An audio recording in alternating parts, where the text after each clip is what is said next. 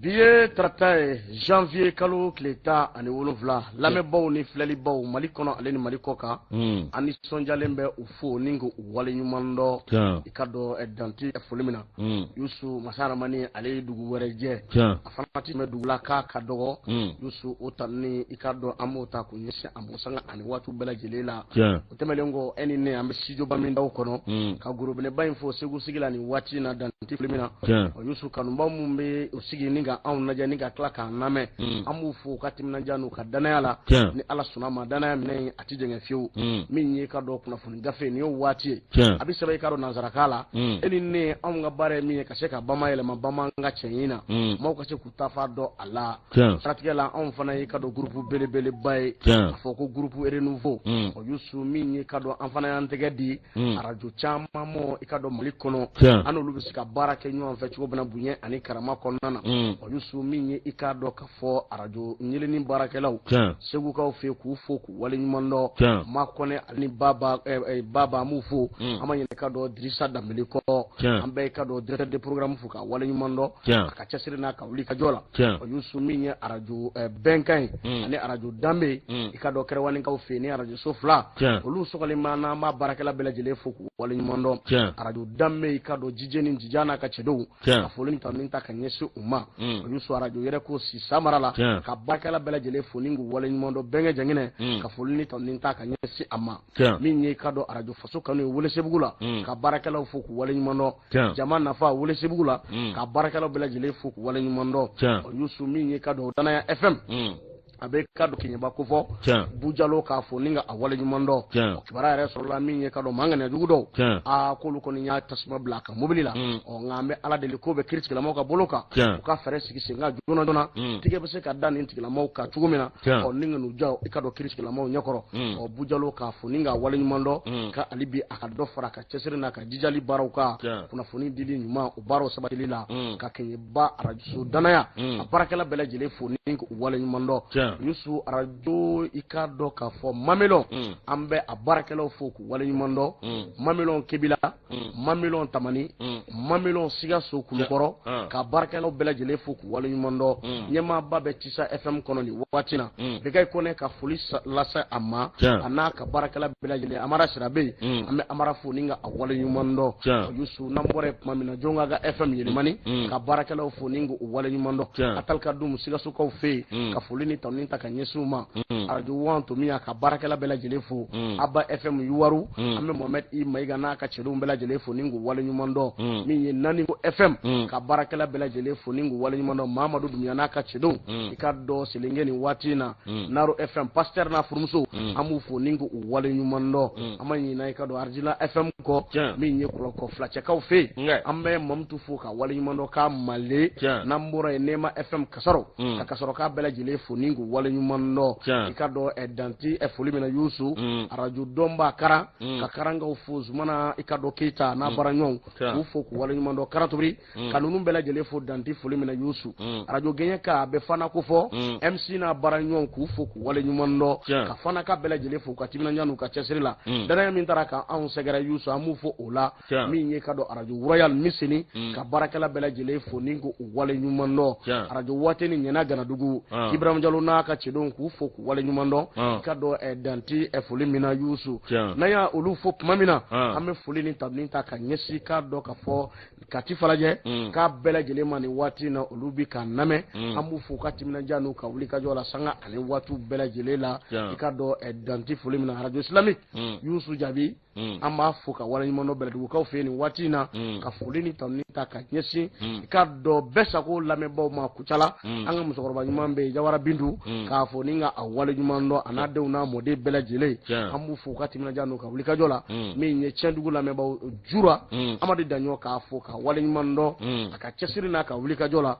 sanga ani waatiw bɛɛ lajɛlen la min bɛ ta ka anw sɛgɛrɛ 88.5 MC la joie k'a fo ka wale ɲuman dɔn a n'a baara ɲuman bɛɛ lajɛlen Yusu i ka dɔn nin kɔni ye donka dɔ ye ka foli lase i yɛrɛ ma gorobinɛba in Mantɔrɔ si t'a la Bayini Fofana tara si t'a la k'a fo ka wale ɲuman dɔn marhaba Tarawele ba bisimila lajo simbira fuki walimando tata ka kene bashitala demson bebedi mba ma ka abela jele fuka abela jele walimando jaranye ko krafe abe mami mulubi kusendaw anga l'enfant de Kifoso flanu fa no bora awakado sedna umar kita albe realisation na fuka walimando foli anita ko lase zedma amba janabu che ayre burange divula jamadu ko mbo kefa ka ngola sikuata waketa kama bisimla mi la josi mbandau matamura marketing na mi zakari fomba el haji doa el haji tedi tediwa el haji zakari fomba doa tedi el haji ay trujani madala de na matrusha abena trusha abena alaka ga trusha el haji bargachen daw ambafu ka wali mondo ga el haji papa balo ka fuga wali mondo mi kado ambesijo bamindaw kono abena ngina foro ko el haji draman alukone alam bon ça dépend el haji jadi jamunga masigi el haji ko el haji ibn el haji kuni bora fela huwa fo de ki ibn no la josi Oba kuna funi folo amba di ere mo bunya ti jenge fiwa bibulo la dunya jamba mena ne barka minye kuna funi yamba leta ibe jakulu do jakulu mi nuba wele ko AMK nyale ko fo awakato ibe shokuma fisgo ibale ko fo jamar sisko ale re ministre ko ray mi kalut leta anenani mi mbolo dara mi awakado nyere la ekado anga jamana koni manyema ko ka jana maya ko journée de la souveraineté retrouvée ni mi vleneza ibay ka fo indicateur kono bi awa sedu jara alep mandedu aku awani do mas na mi vleni mi awakado ku ba fe ka anga awa mi fête de l'indépendance ko koni awakado ka o udo mi avocado shekmar sugo ale ni mo mi décret présidentiel bimbe no colonel Assimi Goïta wota janvier kalot le temps anin nani mi flani awa anga jamana ko awa ikado ka andagara yere yere tigiya la josi mi awakado nyere la o mi ngera awakado ni awa anyo odo onyana maya na jirale do ka fa kado koni awakado baratike o mi amasoro do refe wati mina onga jamana be gele ya kono mi jamana tabulo na mai wati mina ni awakado dan na karakare awafanga dola o mi ngera awakado mi nyere la oni sedawo ambe jekulu minna la josi anno lu koni mabe fole na o kera sababu yesa mi yato olu ye awa bigelata ka on zagare no ye ambargoy o ambargo au kera sababu ye mi ye jamana dun olu ka bo ngo ka nisogoya ani dusuma kashi ngo jira adogo awakado belajele ko rimbora mi ye awakado mawbole indo masina awakado malido ya jira ka foko mali ikado awami jamana do jamana mi ni ma waresna akawale au ulusi pempe angun anti soma mi kado anti jeni ma ware kana anga jamana awakado ka atno madda mi ngera sa a ikado awami jakulu mi be no AMK awakado nyerla o ya jira ka fo awami nyerla awami anga jamana ne jati mineke ibai ka fo awami ma bachama wul masri tabawu awakado nandarla kado ko olu munu kuma veyano no kado awami nyerla kata se awakado jakulu do be ni oye awakado ma bata aninani ulu masiri tabaw ni awakado fanga civilula la si awano tamana kaboy apmano kan kapma awa anga sinema bolay no Sheikh Umar Sissokoye ajra ka fo awa minyo ulu majene ye chuko shila minye awakado famine be no ye awakado rebellion ko ko ni manfe alno asro akor dalje no ko ni ngera no tamana kaboy minye awakado nyere la ya ikado awa docteur sugal ko kala mega ale ko ni awakado mumma ikado M5 RP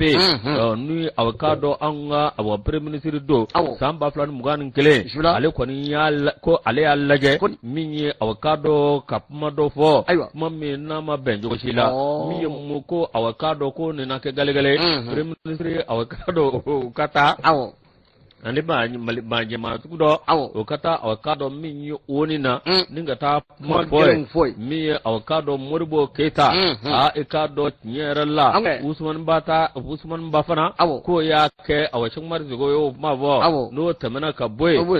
moro keta premier ministre koro ani usman ba mi nyera la ningo mi vlene mi awakado anga 1960 ko ne jati mineke ko ma psika ko awa souveraineté anga ke an yeregi lajo siku kabine mina sansusan nimoro na kana awakado yeretiya nimoro na kana tubobu gwen no tabana kabwe mi anga arme ka sigi senga anga na floka sigi senga lajo si awakado ko ma psika na ma foble wa ikado ko ningo ne koye mi yo oluma jena bi uma jena sini ala kanguna amin kwa musika alaje ko awakado anga kanye rai ko mina ko na faranko shoni ngana ya gbalendo jamana kono mi jamana deun ikado awa minyi olugo jamana kanutu lable mi awakado jamana afa bele jele du menywana ni no juguye ko mabna ni mafo biwa seru jiara ni ale ka fasire anyabo indicateur kono baranya na yusu ikado mi indicateur jiro nouveau ale pumanna anga ikado alimami ba ko alimami no be kado gafo wage kufo Muhammadu wage ayusu kai kado asimi fo ninga wale nyumando ayi kado Alassane Dramane Ouattara fo ninga wale nyumando akoni fo limbe blamine bengono minyi kado gafo finintigi binani ani konondo no lukumnele meka datugo anvea ni sababora la gali ayusu ato binani woro ubelagre kana blala ubara mungera bunye kono abara mingere kado nyonfa mungono ani kado kano basiki konana ayo kale koni ofolini taninta kanyesi ni jamana nyema flaw belajile mo basigi ni beni kele obseka sabati ani nyonche chugumina ni ko ingere kado ka fo sigi nyonya nymangono badiyan sira ni tedi asira mimbe mba maliba ale ni ko war ni nyonche apmano oka koni yikado Mamadou wage reta kalaje ay kado misiri baba abolo école confessionnelle baba wage aflene goza ke ville abe por buy abo ko fo ko wara parce que ba ko ni ata kalaje ajoro ka bo ko sobe ajosi ka bo ko sobe fane kado ka fo wulika jowla kerengere ne yalla beni kliya o sabatili baro sabatili la anwa jamana kono ani jamana fa bela jeli fe ani hakilina fe jme parce de bela jeli ani jamana de bela jeli ma ka yoro aka beni kliya kuma fo afara nyonga kado hakilina klina minye kado yiriwo buse ka sabati chugomina jamana kono na aka wulika jo ko ninye ko ni jate mineke kabini ni ngo ngoni nye senzoro ko mfemi hami kumbe ala uyeni nyede akoni mbora ka pmofo o ka jira ka fo ma binani kondo mi mblara buyeni karama konnana yusu kabe folini taninta kanyesi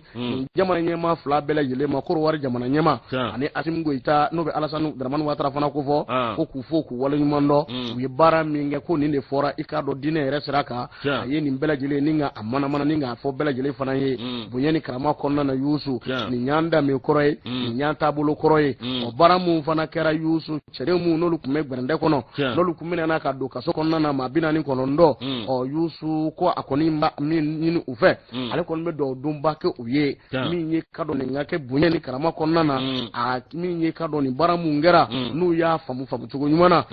ko dante fulla ka nyesu made ale be do wuke uye sanga ani watu bela jelela yusu o temale ngo ako bamaliba ale ni kado koro wari bara mumbu ni nyuanje ada madinya siraka puru nyonya siraka ikado je nyonya siraka lakana siraka yusu ko alibi ko ka asraw ku kenaya alibi wala sa benin kele abu se ka sabati chugo mena ani nyuanje ni ye jate meneke ikado ayedo dumbake ka keni ikado ambe sankura mingonnana benin kele ya ikado kenaya ka sabati fa bela jinefe mi ye ikado sijani kenaya ka di ambela jile mo ka ye idama sho kan bela jile ko nivo imam Sheikh Awage Mamadou asgoro beme korwarma abi sanja mambo minye ikado ka fo amido mine ko mi bi o yusu ko furuba de be abolo yiri furuba o mi na be wulika jokoni na sanga ani watu bela yelela nga ka hakle fe minye yusu abi wajulu ke bunyeni karama konnana maw be se ka kala ka dunyo na chugomina maw be se ka ke kelen chugomina bunyeni karama kono ko ya jose sanga ani watu bela jelela ko alaka ikado jamana bela jele basigi benin kele akado ani nyonche segu kamara indicateur juru nouveau konnana la josi ni bi wajulu be ke bunyani karama kono ni bi maladi ba ke bunyani karama kono ma cite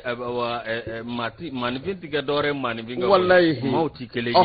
famuyali do ka famuyali ka teli do ka famuyali ka suma la josi ambi sebenda sebe minna mata minye le témoin ale manedo minye awakado nyerla ale ne indépendant la josi numbela jele kembe kaninyoni bi le témoin Adraman Keita ale manedo minye awakado anga jamana awa DGE ko kwani ikado awa minye barakera miliard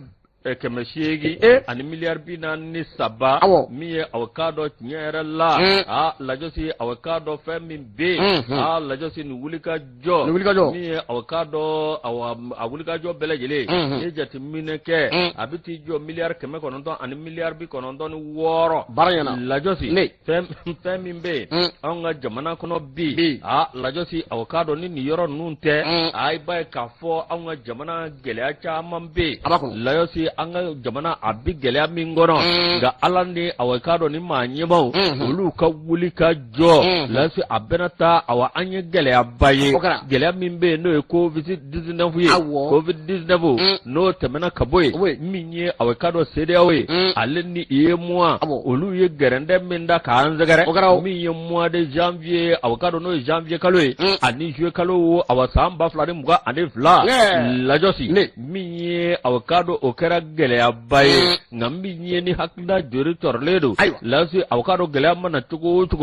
ina fere soralawo ode konnana minye anga awa femi be no ekere barawe lasi awagale acha manyolu soro ode konnana okara so exodation okadi awa femu be nu bedo anga jamana kono yelma awakado femu do be lasi exodation dara olu kande no temana kabwe lasi awakado fendo be yerala awakado do binaka bo olu wusukunu sagalula ku sokono ya ku wala sa so binnu ga yatubi awa jamana don ulu be se ka lafiya soro la josi anga jamana minye direction générale des impôts lasi awakado milliard keme konondo anni awa milliard bi konondo milliard woro lasi ulu sera ko lado keme jo lasi ibaye kafo awa minye 100% utamanaka utamanaka kera daga fa lajosi kaso awa femi be no ye anga jibana lasi o konu ye minyini no ye loi de financier kera bolo mi no tarala sorota zoro la ka kale kafo ku kana ne milliard keme konondo ani milliard binani nunu ngoni ya nyoni kata fo milliard keme konondo ani milliard bi konondo ani milliard woro anak ngame milliard la million katemaka fuga dore yelaka la josi minyi awakado nyere la direction de grande entreprises la josi awakado no DGE ani embo olu kwani ndebe awakado anga jabana jigye ba no trésor public ikado uba nyonaka la josi awakado minyi uba awa odu na so akono de aya soso ore konona minye directeur Amadou Fall janga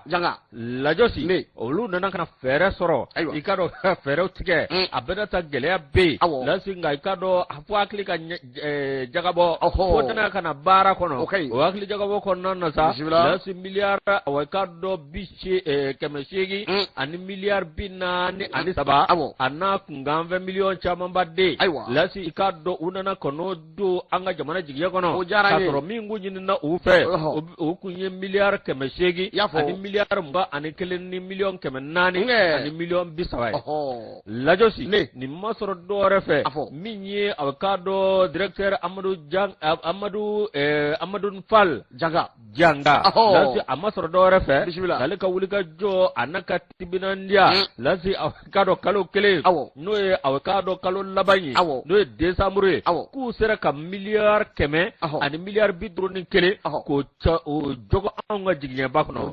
o de kɔnɔna na sa ni wulikajɔ min filɛ nin ye lati i b'a ye k'a fɔ awa min ye direction générale des grandes entreprises le directeur général des grandes entreprises ale ka wulikajɔ ko bɛɛ lajɛlen kɔni b'a dɔn min ye o de kɔnɔna na sa u nana ka na jɔnjɔn ta k'a d'a ma n'o ye aw k'a dɔn chevalier de l'ordre national lasi u nana k'o ta k'a d'a ma a ka wulikajɔ a n'a ka baara lajɔsi n'i ye a jateminɛ kɛ i b'a ye k'a fɔ awa min ye waati min na an ka jamana bɛ gɛlɛya kɔnɔ ninnu kɔni sera ka nin baara kɛ o ni i k'a dɔn Bamakɔ y'a yɛrɛ layisi k'u ye min da yen maa bɛ se k'a fɔ ko alihamudulilayi o de kɔnɔna na min ye aw k'a dɔn tiɲɛ yɛrɛ la i b'a ye k'a fɔ fɛn min bɛ yen n'o ye impôt des moyennes entreprises n'o ye aw k'a dɔn CIMA layisi n'o bɛ aw k'a dɔn ba kɔfɛ bolo fɛ banuman bolo fɛ i k'a dɔn awa min ye miliyari 55 o n'a kunkan fɛ i k'a dɔn o de kun kan ka ɲini u y'a jasi lajɔsi fo miliyari 63 baara ɲɛna a n'a kunkan fɛ diyara n ye o b'a jira kɛmɛjɔ 114% lasi aw k'a dɔn min ye région ye sa o bɛ t'i jɔ aw k'a dɔn miliyari 35 la lasi ni wulikajɔ min filɛ nin min ye impôt ani DGCI lasi aw k'a dɔn nin bɛɛ lajɛlen n'i y'o ta k'a lajɛ ninnu de b'a daji an ka jamana kɔnɔ impôt ni DGCA lasi aw k'a dɔn tiɲɛ yɛrɛ la ko baara ka kɛ hakili jaga ka bɔ o de kɔnɔna na sa min ye aw k'a dɔn an ka jamana hali bi an k'a lajɛ min bɛ se min na o ka jɔyɔrɔ min na min bɛ se ka baara min kɛ o ka d'o ma ala k'an kunna diya nin sɛbɛn an ye nin bɔ aw k'a dɔn min ye sɛbɛn kɔnɔ sɛbɛn min ye letebɔ ye bara yana indicateur du renouveau mana ako min ye ka dɔ fɛrɛtɔn ye a fɔ DCA Youssou n'o fɔra o bɛ i ka dɔ parti DMS aujourd'hui i ka dɔ a ma ɲɛma honorable Sulemani Danbele ale kɔni bɔra a kumana indicateur maaw olu kɔni wulila ka se a mɔ a ye kuma caman fɔ san 2022 baaraba mun kɛra a y'a jira k'a fɔ kabini kɛlen ye k'olu ka dɛmɛ ni dɛmɛ o bɛ transition ye sanga ani waati bɛɛ lajɛlen la u ye baara mun kɛ a kumana caman a y'a jira k'a fɔ san 2022 o kun cɛra i ka dɔn transition maaw u ye baaraba mun kɛ a kumana o kan ka kɛ ni ka dɔn CEDEAO ka gɛrɛndɛ min ye kuma gɛlɛn mun n'o taara fɔ ONU ɲɛna Dr Sugali Kokala Mayiga n'a ka gouvernement u bɛ cɛsiri min na ale kumana o caman kan a ko lakana sira kan min ye k'a dɔn k'a fɔ a ye kuma caman fɔ o fana kan nka n'i ye jateminɛ kɛ kɛnɛya sira kan a ko min ye bana ye n'o bɛ wuli ko COVID-19 Youssou k'o kɔni ye jamana sɛbɛkɔrɔ yuguyugu o ma dogo maa la nka o bɛna taa wulikajɔw kɛra baara caman kɛra k'a fara o kan san 2022 maa bɛ se k'i sɔnni sigi fɛn min kan o ye Korowari finitigi 49 o baara mun kɛra bonya ni karama kɔnɔna na n'u bilara lafiya kɔnɔna na ka sɔrɔ a ma kɛ ni gɛlɛya a kumana o fana kan o tɛmɛnen kɔ min ye politiko binna kun ye o yɛlɛmabolo mun kɛra o ko da la ani sariya sunba mun ni ko ka jeliw baaraw bɛ ka sabati o fana ma dogo maa si la a yi da ma sɔn ka kuma ninnu bɛɛ lajɛlen kɔni nka a ko k'a fara o kan min ye premier ministre ale maa min tun bɛ a nɔ la colonel Abdoulaye Mayiga a kɔni n dar'i ka dɔn Nations Unies na ni ka kumaw fɔ jamana tɔgɔla Youssou min kɛra kunnawoloba ye ale y'i ca dama suɲɛ ka kuma ninnu bɛɛ lajɛlen kan a ko k'a fara o kan min ye ka dɔn lafasajɛkuluw ye min ye don belebele n'o sigira sen kan conférence sociale sur le travail n'o sigira baara kɔni kan a y'i dama suɲɛ k'o fɔ k'o baaraw bɛɛ lajɛlen kɛra san 2022 yɛrɛ kɔnɔna na Youssou nka n'i y'ale hakili yɛrɛ ta k'a lajɛ bi a ko san 2022 a ko baara caman kɛra dɛ ko caman kɛra ko caman yera a ko yiriwa fana sira kan ko baara caman taara ni i ka dɔn k'a fɔ ka jamana kɔni sɛgɛrɛ min ye lɔgɔli karamɔgɔw ka article 39 ko o ko ye ɲɛnabɔra k'a ma dogo maa si la anw ka finitigiw ka sanayɛlɛn n'u bɛ faama ko fɔ Youssou ko baara caman kɛra o ko fana da la nka n'i y'i ka dɔn k'a fɔ diɲɛ binakun yɛrɛ ta k'a lajɛ le plan international a y'i dama suɲɛ ka kuma caman fɔ o fana la san 2022 a ko n'i ye jateminɛ kɛ Russie la ni i ka dɔn k'a fɔ Ukraine olu ka kɛlɛ k'a ye diɲɛ yɛrɛ yuguyugu kosɛbɛ ngobana da o wuli ka jobbaw fana kera kai ka do jamana nyemo fe ka cesuru ka ayida maso kan bela jile ko nifo nga ya jira ka fo olu ko ni ngera sam ba fulani muga ani fula ale ka layini mi sam ba fulani muga ani saba lakana benin keleya ika do ka fo kenya ka sabati ani nyanje ka bo do du kan yisi jamana de kelengele na bela jile mo o yiri wo baraw ka ke kala fi nyuma nga ke bunyeni karama konnana nga olu ka deme ka te ko tige fiu ka uba ta sanga ani watu bela jile la ninga ta ka nyesi ka do anga jamana famo mo be bara mina ka jira ka fo olu nu be nyuan fe sanga ani watu bela jile la o ko yiri wa bara mu fana kera ko alibi ka do fara baraka jamana de bela jile bi se ka lafiya tugo mina wala sa jamana ale ka se ka bo nogola min yi ka do ka fo se ku kabara ale ko ni ka do président du parti DCA parti demain c'est aujourd'hui demain c'est aujourd'hui bamananga siniye bi ho anya sama ka bo indicateur jirun bo kono indicateur bo ni ale bla la jo sinebe awakado alibi na sebenda sebe min nimbata la si oti dore mi alibi mi anga awa jamana kono la si awakado musodo be no ye awakado nuba wele la jo si awakado ko Chateau la josi awakado minye lokala yoro dobe la si otwa kwa ni dana Canada awakado chateau la chateau ni al kofo ibe politiki ma kofo la si ni al kofo mi awakado sanga ani wati ni mi mbeta awakado mali minye ka alakanali ani mali kungo bela jele ka minye mangutu nyumata ka mali segere wani ko kebe mali la inna ta shato jole sor inye minye fasiriba akita ako awa minye anga jamana har ku ko ni onna jirawo minye lycée public eser burem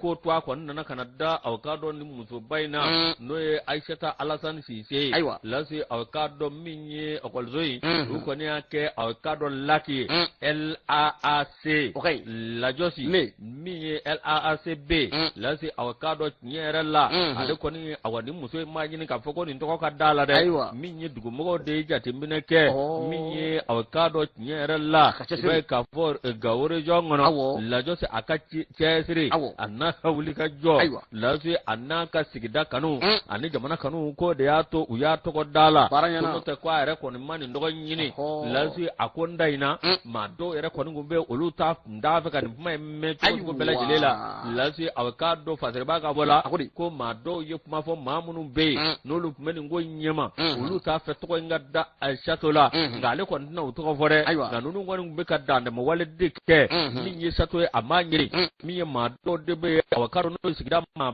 bawye lasi ulu de ajira mi awakado sato ani awani to ko dai ngaka lasi awakado nyere la mi lycée public awa burem mi awakado madam Aidara sato sise mi awakado nyere la ani awakado ma ko ni beneno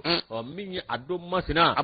ko ningera awakado mi nyaga bay akere ni soja bay la josi sigida ana lamini ma bele jele nana minye awkado nyere la ibe ka fo kabini wati mina minye amanu tumune ture alaka hinala mi o ka wati minye awkado nyere la ni muso min vlane minye awkado ale ko ni kele su bele jele ke ba to kalamina so mina ta jo uka yoro ko folela ka do ba bele jele la ka bo fa bele jele la wala sa ikado ukadum so mteka kala jogo bida la si ko de na ni yede lansi no borai ibai kafo awa femi be no ye awanti yele lazo si awakado kura ani awakado mini bisi lansi mimbe ka sobe ka kalande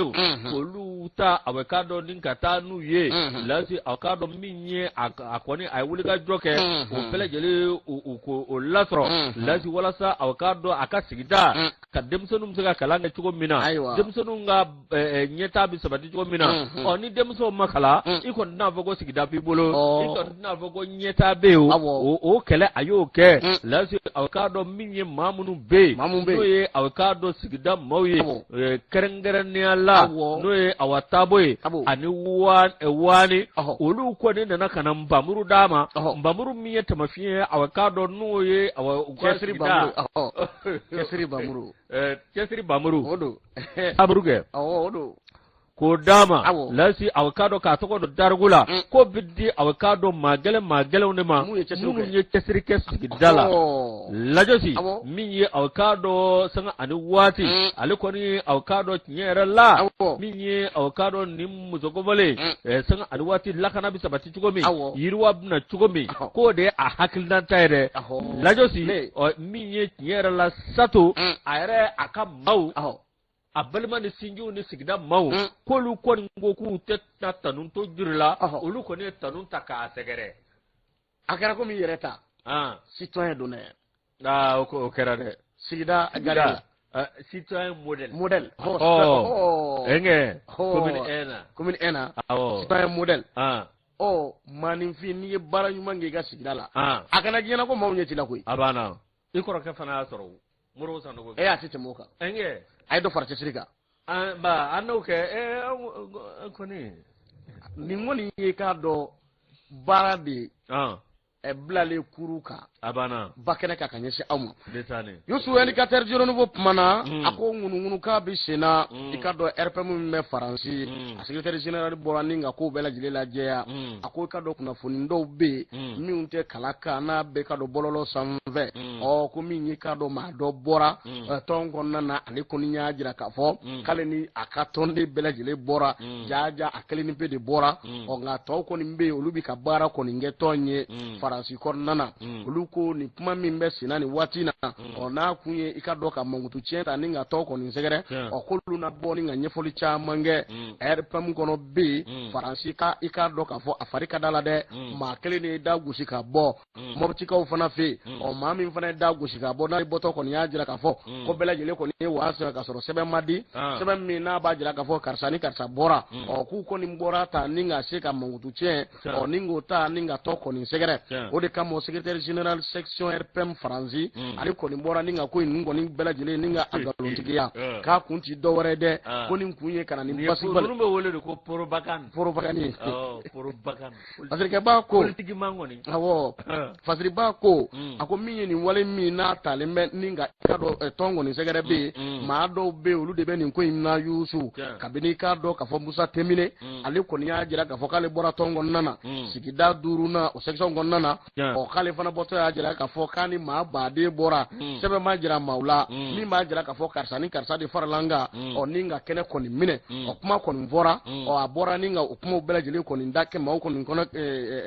kloka sirga ba ka pmala ako mi ka do sous section a kar sigida nu ngonnana no be sigida duruna ko fo badala bugu sabali bugu ona nyona chama musuni chow olu ere ni nyema ere na nyonye ako ere dala ka fo kuma mi me fola o ko kuma inde ka do kala ko ni ngade mi nyema eno docteur Bokar Tritaye ale ni ka do ka fo union des femmes mi no be le bureau national de l'union des femmes RPM wi nyonye spirit mene ka do hippodrome konnana o ka ko bela jire la je ka fo o karsa ko ni mora ka fo kana an dara o ya kele ni be kungono ta an woni an mi ya bashite auna an bi bara fana na ton konnana ton fana e ka do ka farikadi ala abina ko ni ndara amadu watara o blara an nola yusu o nongo ni bela jire ko ni ve wala sa ka jira ka fo o bara mi mbesina adunde majila to me bara la wuli ka jo mu mbesina chendo ibi bo to konnana ni bi bo o ini mamu nganga bo ino lubisa ka bo nga fo ko bela jire ko ni wala seme ako ko konde kala ka de ka faroka mi nye ikado ka fo e bureau de jeunes section mi me faransi karam agali o kale fana jira ka fo kale bora tongo ngonnana o ko ka na ka ma bela jile o ko puma infana te kalaka par sabula mi nye ikado to ma nyemai bakari kamara Franzi ale kɔni y'a jira k'a fɔ ko min ye i k'a dɔn k'a fɔ Karim Agali kɔni bɔra Agali Sise k'ale kɔni bɔra nka tɔnden tɔw kɔni bɛ yen bɛɛ lajɛlen bɛ yen olu bɛ ka baara fana kɛ tɔn kɔnɔna na o kuma min bɛ senna nin waati in na nin ye senkɔrɔmacɛli baaraw de ye walasa i k'a dɔn ka na ni basigibaliya ye tɔn kɔnɔna na ko nin tɛna foyi bɔ Sɛdini sɔngɔ la a banna Youssou a ko n'i ye nin ko in fana ta k'a lajɛ an y'a fɔ Moptikaw fɛ min ye Baliko Samasegu ye ale fana bɔra ni ka bɔ tɔn kɔni kɔnɔna na nka a ma lisi di a ma i ka dɔn ja di o ja min b'a jira k'a fɔ k'a bɔra tɔn kɔni kɔnɔna na o ja min b'a jira k'a fɔ ani karisa kɔni bɔra maa caman de bɛ ka nin ta ka RPM sɛgɛrɛ bi ɔ k'a n'a ma ɲɛ min yɛrɛ kɔni kɔ ɔ kuma kɔni jɛlen ye min ye i ka bɔ i k'o ɲɛfɔ maaw ye k'a fɔ baara bɛ nin cogo in de la a bɛ i ka dɔn k'a fɔ nin danga in de la ɔ nka a ka kuma dɔw fɔ mun tɛ kala kan k'a maaw hakili ɲami ko ye ko min minnu ma ɲi fiyewu o de kama u bɔra ka diɲɛ bɛɛ lajɛlen la dɔnniya o k'a ti ɲa min kɔ min ye Dr Bokar Tirita ye ɔ bi ɔ Youssou k'i ka dɔn k'a fɔ u yɛrɛ jabala la ɔ wuli ka jɔ bɛna kɛ i ka dɔn hippodrome kɔnɔna na min ye président des fédérations a n'olu maa bɛɛ lajɛlen bɛna ɲɔgɔn ye ka kɛ ni bi ye i k'a dɔn k'a fɔ jamana kɔnɔ ani jamana kɔ kan walasa baaraw bɛ se ka sabati cogo min na cɛsiri baaraw tɔn kunkanko baaraw u bɛ se k'o baaraw sigi senkan cogo min na ɔ ko kuma min fɔra ɔ k'u bɛ bɔ ka nkalontigiya k'a fɔ ɔ maa mun bɔra u yɛrɛ ye ɔ k'a fɔ k'u ni nin maa hakɛ kɔni bɔra k'u kɔni kuma in kɔni di tiɲɛ ye sa ɔ k'u kɔni n'a da bɛɛ lajɛlen tulo kan o laseliw kɔni kɛra i ka dɔn Adama Jabate ale ye a tɛgɛnɔbila kɛ indicateur du renouveau kɔnɔna na indicateur du renouveau ni ale bila an bɛ taa sugu la Abdoulaye Mayiga groupe commerce an ka fo ka Mariam Diallo an b'a fo pharmacie kura verti an ka cɛkɔrɔba n'o ye an bɛ ɲɛ ye an b'a fo ka waleɲuman dɔn Kayiba Jabate k'a ka dugawu ka ɲɛ Mama national Njayi Sibi Kayiba Jabate ninnu bɛɛ ye maakɔrɔ ye k'a ɲɛ Aja Sanogo fana ka dugawu k'a ɲɛ an ka musokɔrɔba k'a ɲɛ Aja Sanogo k'a fo ka waleɲuman dɔn Zerni na Adamu Sisoko ka foli lase a ma i ka dɔn Tanti Jaba Madame Sala an bɛ ninnu bɛɛ lajɛlen fɔ musokɔrɔbaw don mun b'a lajɛ sanga ani waati u b'an bila sara u bɛ dugawu k'a ye an ka taa sugu la segin ka na koyi min ye an bɛ Balanza info an b'ale ta n'an ye Balanza info ta i ka dɔn tiɲɛ yɛrɛ la Segu Sikɔrɔ ani Balanzan don min ye aw ka dɔn Dramane Aliyu Kɔnɛw ka dugu Antoine ka dugu Lajosi min ye premier arrondissement min bɛ yen Lajosi moto zonbaw ko a y'i tɛgɛ da olu kan ntegejigiw lase aw ka dɔn a komisariya min bɛ yen ni a ɲɛmaa bɛ Solo bolo Solomani Ture min ye aw ka dɔn commissaire divisionnaire a n'a ka cɛdenw u ye wuli ka jɔ kɛ min ye aw ka dɔn moto suyɛna baw minnu bɛ aw ka dɔn maaninfinw fa moto nɔfɛ ni ka tila aw ka dɔn ka don maaw kan min ye k'u yalima k'u to boli la bolifɛn minɛ o la ni mafɛn jugu ye min ye aw ka dɔn commissaire divisionnaire Sulemani Ture e ka dɔn aw min ye kɔni tɛgɛ da ninnu kan dɛ an ka jamana kɔnɔ lase a dɔgɔlen tɛ maa si la kɛrɛnkɛrɛnnenya la aw ka dɔn Cité de Balanza n'an b'o wele ko Segu min ye aw ka dɔn minnu bɛ sira da maaw ɲɛ yalima aw ka dɔn olu ani maaw ni kɛnɛ karaba n'i taara da maaw ɲɛ k'i ka moto minɛ la lasi k'i ka nafolo minɛ la lasi aw ka dɔn ka waleya jugu wɛrɛw kɛ min bɛ maaninfin aw ka dɔn i guwa i kamana o de kɔnɔna na sa min ye commissaire divisionnaire Sulemani Ture lasi ale n'a ka cɛdenw olu kɔni ye wuli ka jɔ kɛ i ka dɔn aw min ye kunnafoni di siraw fɛ lasi aw ka dɔn sigida maa dɔw bɛ yen min ye olu kɔni ye u den ka kunnafoni dɔw d'u ma o kɛra aw ka dɔn commissaire a n'a ka cɛdenw olu ma sigi dɛ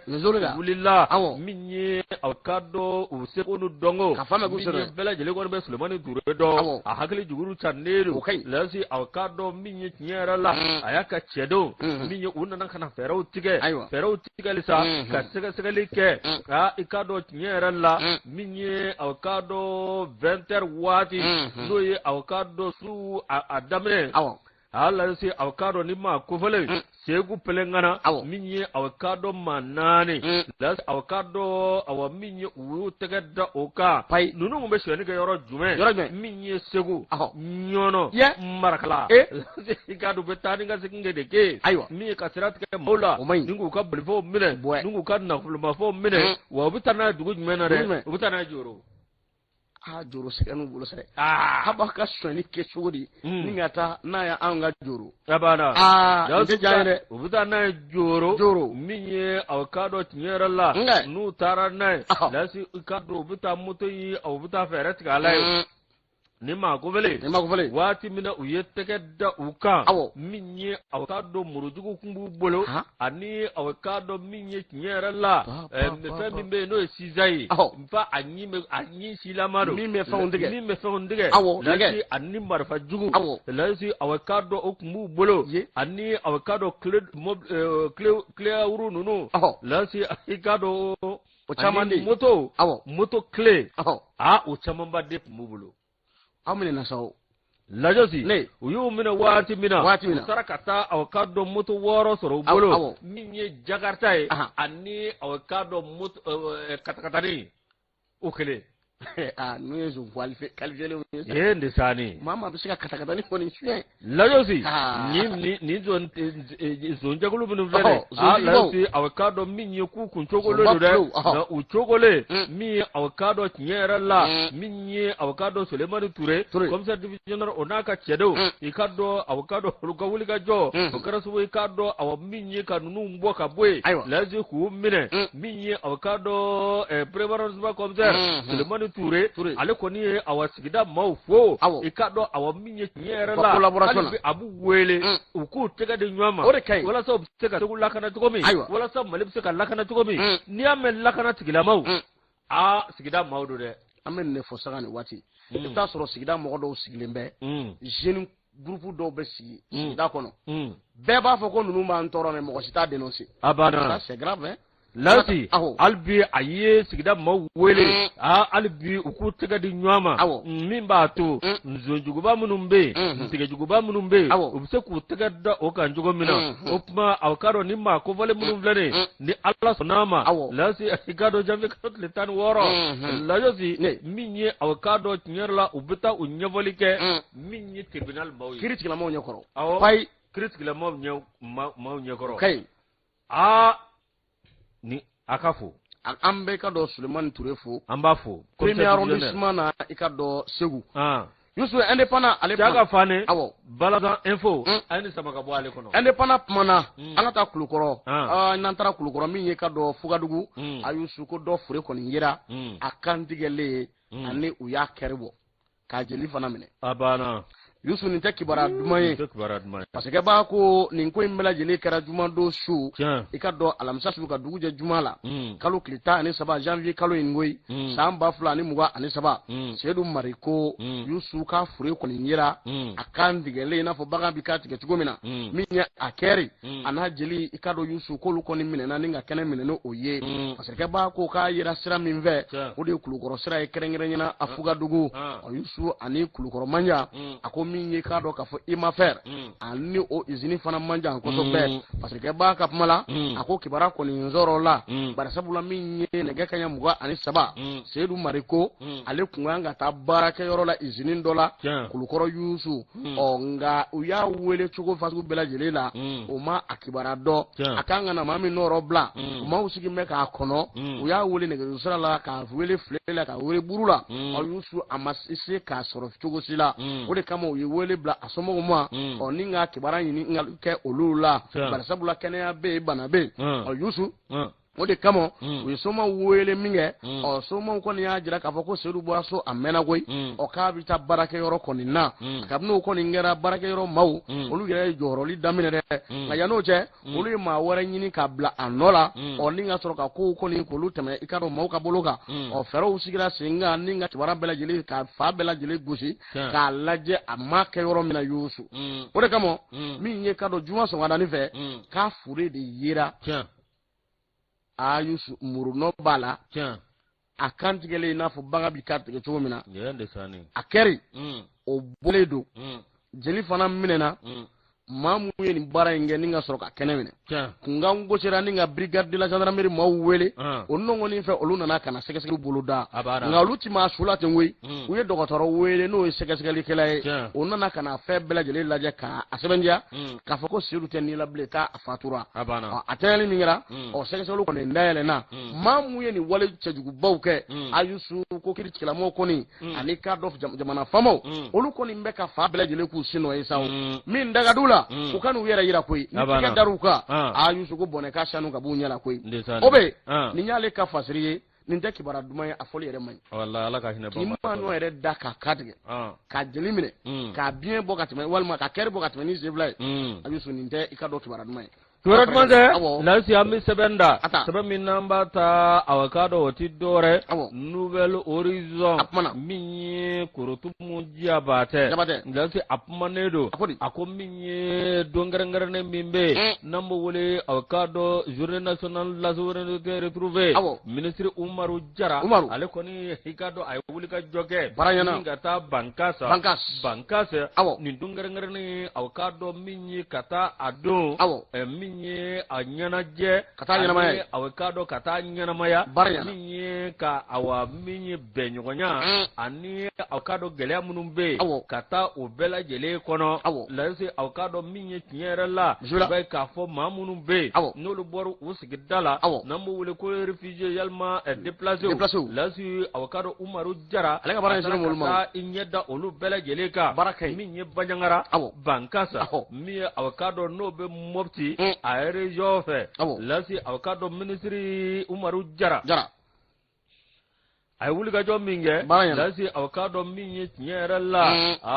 awa minye mimme nunu kunu kanje lasi awakado no refugee ni déplacer ku ya bela jele fay baranyana lajosi minye awakado Umaru Jara amata avionare atara strafe dugumasra una jowisa ode unisoja lasi abo yoro munum be no ye atete bugo ani mize bajangara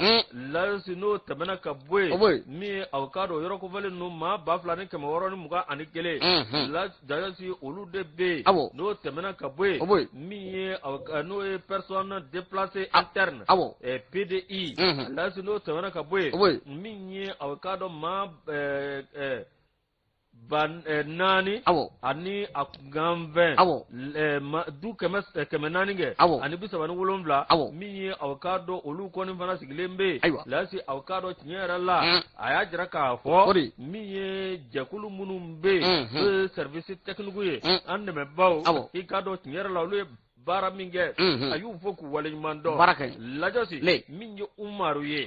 ikado atara ningenenga lasi ani déplacer uyo dumunu nge nyuanve lasi awkado kasele nyuanve lasi awkado kabarora sigi nyuanve ka nyua manyonya minye fe mimbu fe uya bela jele fo Umaru Jara nyana nale awkado ministre délégué auprès du ministre de la santé et du développement social les chargés de l'action humanitaire, de la solidarité des réfugiés et des déplacés. Imam Umaru Jara ani ngerenga ay jakulu fo jakulu munbe awkado no organisation internationale pour les migrations OIM ani au commissariat des Nations Unies pour les réfugiés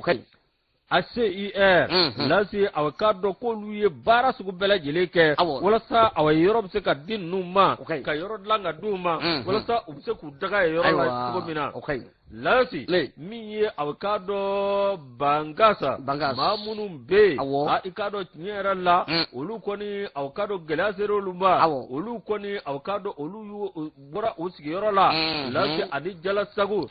atara ni yoro ko falle num bela jelela wa maka mobli lage barakay ni la ibado gwela min fana be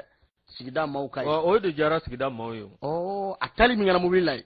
barakay lasi minye awakado nyera la ikado mamunu be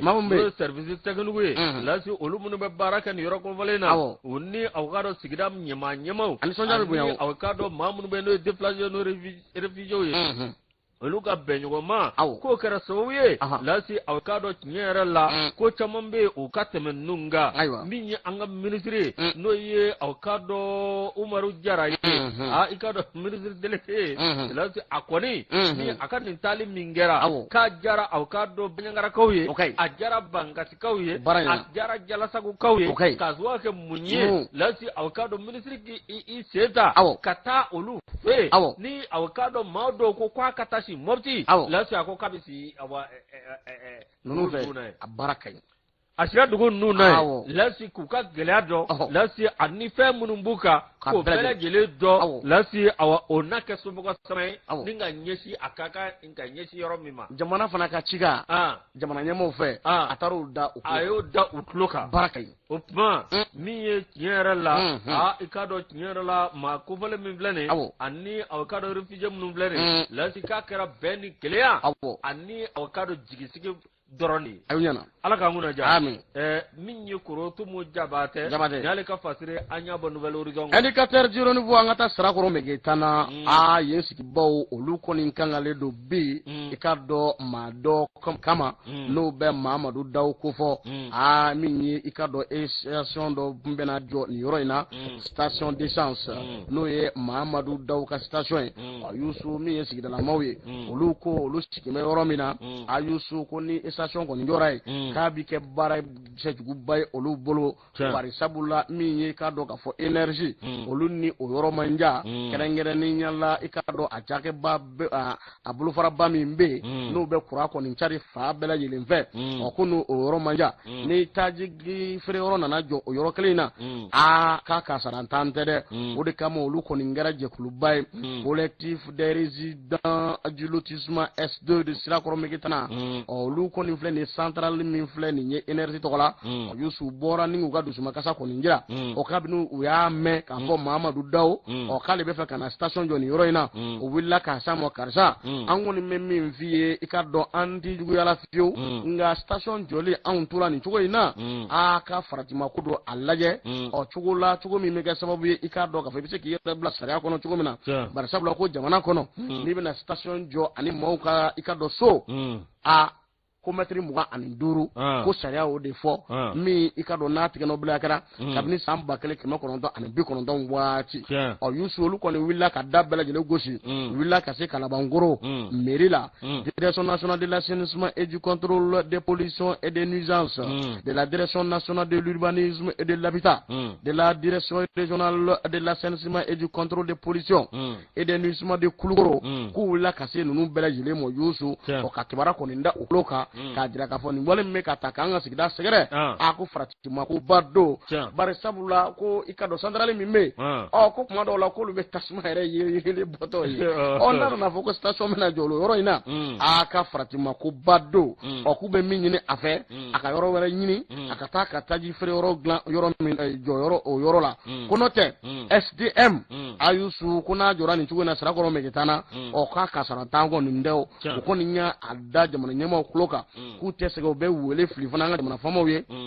u ka fɛɛrɛ bɛɛ lajɛlen sigi sen kan walasa nin ko in ka se k'a lajɛ cogo ɲuman na k'a kɛ ni sariya ye sariya min y'a jira k'a fɔ n'i bɛna nin yɔrɔ ninnu na k'a fɔ k'i bɛna station jɔ mètre hakɛ min fɔra n'o ye 25 ye a k'o baaraw sabati a kana na kasara lase maaw ma min ye Aruna Siribe maire de Kalabankoro ko a kɔni bɛ kɛnɛ kɔnɔ ale kɔni y'a jira k'a fɔ nin baara min bɛ sen na olu ye laɲini kɛ ko baara ka jɔ joona joona walasa mɔgɔw ka se ka lafiya cogo min na nka u bɛna ta baara min bɛ sen na dɛ u ye fa bɛɛ lajɛlen kɔni kɛ u sen nɔ ye walasa jamana faamaw fana bɛ se k'a lajɛ cogo min na nin ko in min ye nin yɔrɔ jɔ in a bɛ se ka jɔ dabila cogo min na walasa olu bɛ se k'a lafiya cogo min na olu dun bɛ tɛmɛ yɔrɔ in fɛ ka taa lɔgɔliso la k'a kɔlɔlɔ t'an tɛ dɛ ani sugu fana ma jan Yusu nin ye ko min n'a kɔni kɛ n bɛ bɔlɛba ye bi k'u bɛ wele fili Asimi ma u bɛ wele fili i ka dɔn Sogɛli ma u n'u ka gouvernement bɛɛ lajɛlen u ka ko in lajɛ cogo ɲuman na sigida maaw bɛ se ka kisi cogo min na sinon SDM a station min bɛ ka jɔ nin yɔrɔ in na sirakɔrɔ k'olu fɛla kɔni tɛ dɛ u b'a ɲini jamana faamaw fɛ u yɛrɛ ka wuli ka taa yɔrɔ in na ka taa lajɛ n'a bɛ bɛn walima n'a ti bɛn kunnafoni la n'ale bɛ kunnafoni baara kɛ a ti fan kelen lamɛn fiyewu min ye ka dɔn Abudramani Jamutɛnɛ ye a kɔni wele bila Mamadu Dawuma k'a ɲininka a fana hakilina ye min ye sirakɔrɔ Megetanakaw ye nin ta k'i sɛgɛrɛ e fana fɛlɛ ye jumɛn walasa an ka se k'a sɛbɛn fana wa i k'a dɔn ka fɔ fasiri kɔnɔna na f'an bɛ yɔrɔ minɛ komi sisan a ma jaabi di Ala k'an kunna jaabi sɔrɔ